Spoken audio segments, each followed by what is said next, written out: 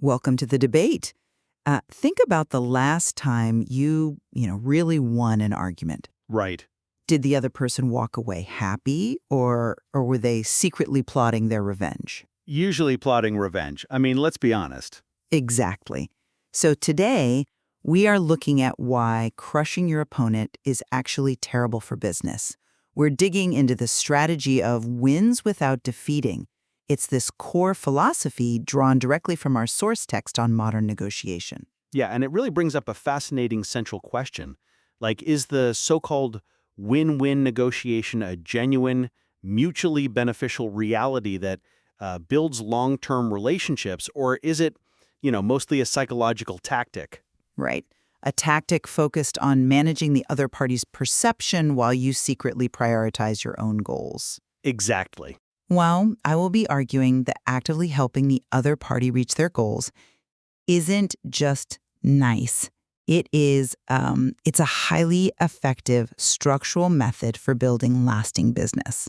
And I will be arguing that the text's entire premise relies far more heavily on making the other person just feel like they haven't lost. It is an incredibly smart approach, but we really shouldn't confuse excellent perception management with true equity. I see why you think that, but let me give you a different perspective.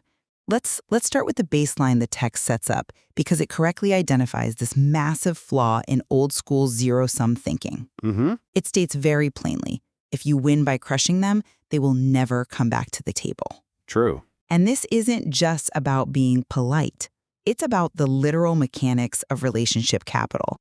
If you view a negotiation as a finite pie and you take 90% of it, you might feel like a shark in the moment. Sure, for a day. Right. But by ensuring both sides achieve their core goals, you aren't sacrificing your own position. You are actually expanding the pie. As the text explicitly notes, that's not weakness, that's smart. It's a rigorous approach to ensuring compounding returns over years rather than a single scorched earth victory today. Okay, I don't disagree that a scorched earth victory is bad for business. But we really need to look at the exact words the author uses to define this strategy. Okay, what words? The text says, the goal is, quote, to get what you want without making the other person feel like a loser. I want to put a massive spotlight on the verb there. Feel. Oh, interesting. Right? It doesn't say without making the other person a loser. It says without making them feel like one. That is a huge distinction. Well, It reveals that negotiation, even in this modernized, friendly framework, is still fundamentally about securing your own objectives. You're just using emotional framing to keep the opposing party compliant, satisfied, and willing to return. The relationship is essentially leveraged as a mechanism for your own continuous gain. wait, but you're making it sound like a magic trick. It kind of is. No, like the other side is just under some illusion that they're benefiting. We have to look at the tangible outcomes the text targets. It argues that if you build a deal where both sides win, you are actually building a relationship. Well, yep. And let's think about how relationship capital actually works in the real world. A business relationship doesn't survive on good vibes alone. No, obviously not. If I am merely managing your perception and you walk away with a raw deal, eventually you're going to look at your balance sheet, see the red ink, and realize you've been taken advantage of. Right. The fact that they do return to the table, which is the goal the text outlines, proves the strategy has to be rooted in actual delivered value. I'm sorry, but I just don't buy that. Let me tell you why. Look at the very first sentence of the material. Okay. It literally asks, want to win a negotiation. It makes its main goal incredibly obvious right from the jump. Well, it is a book on negotiation. Exactly. It doesn't ask if you want to foster global harmony or build a utopian partnership. It is about winning. The relationship, while highly valuable, is framed as a byproduct of securing favorable terms without triggering the other party's resentment. I wouldn't call it a byproduct. But the text advises us to ask, how can you reach your goal and help them reach theirs? Notice the hierarchy there. Your goal comes first. Yes, your goal comes first. Helping them is just the instrument you use to secure what you want without blowback. See, I think separating the two into a hierarchy misses the mechanics of how modern deals actually function. Let's look at asymmetrical value trading. Okay. It's less like a zero-sum tug-of-war and more like, well, two chefs sharing a kitchen. I need the ovens, you need the stovetop. If we communicate our actual needs, we both get 100% of the equipment we need without fighting over the same burner. Right. In nature, two species can mutually benefit without one being tricked or merely feeling like it survived. They simply align their needs. The text is advocating for strategic alignment, reaching your goal while helping them reach theirs, not manipulation. That's a compelling argument, but have you considered how this applies to a real-world boardroom? Like, imagine you're negotiating a software contract. Okay, I'm with you. Your primary goal is locking in a $100,000 price tag. You absolutely cannot budge on that number. The client pushes back. Now, instead of crushing them by just saying a flat, aggressive no, you offer them flexible payment terms, or maybe a few months of extra customer support.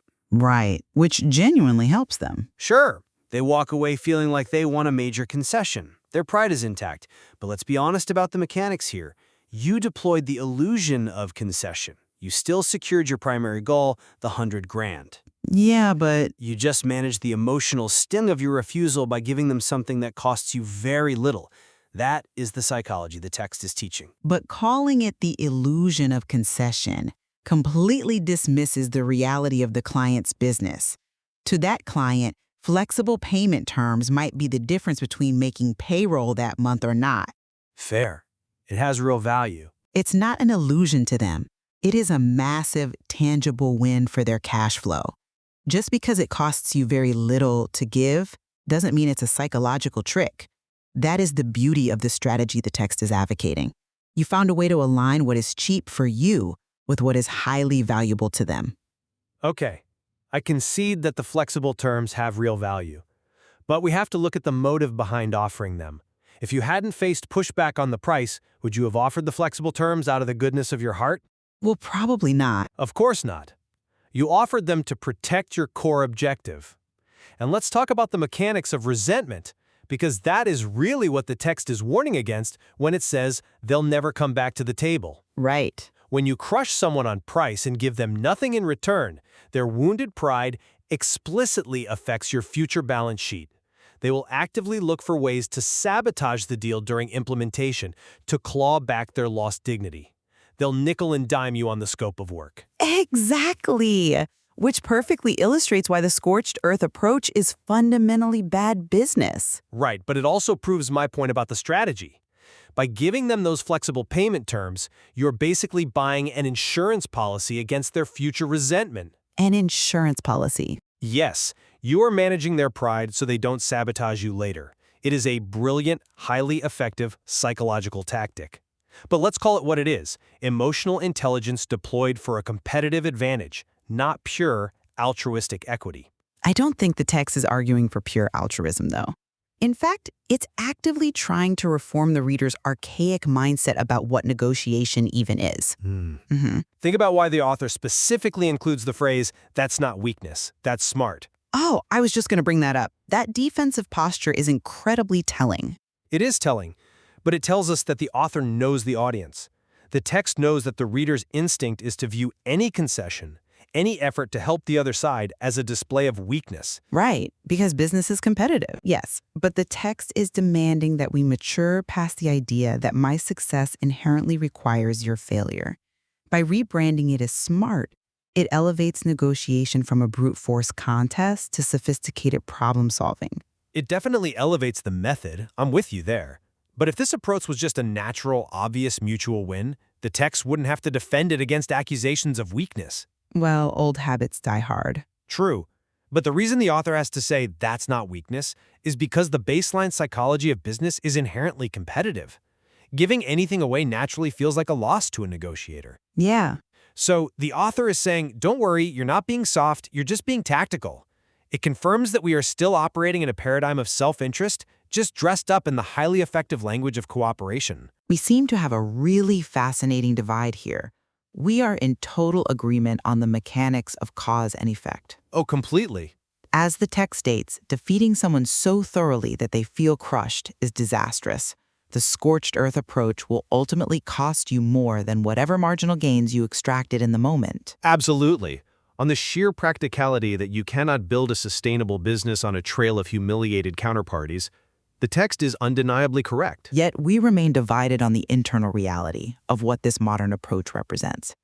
I maintain that prioritizing mutual success, finding those asymmetrical trades, where my cheap concession is your massive gain, is the most intellectually rigorous and practically rewarding way to negotiate. It is not a trick. It's the fundamental reality of an equitable deal. And I stand by the reading that wins without defeating is ultimately a strategy of perception. It is a masterful way to serve the primary negotiator's goal by carefully managing the other party's emotional experience. Right. And, mitigating the risk of their resentment.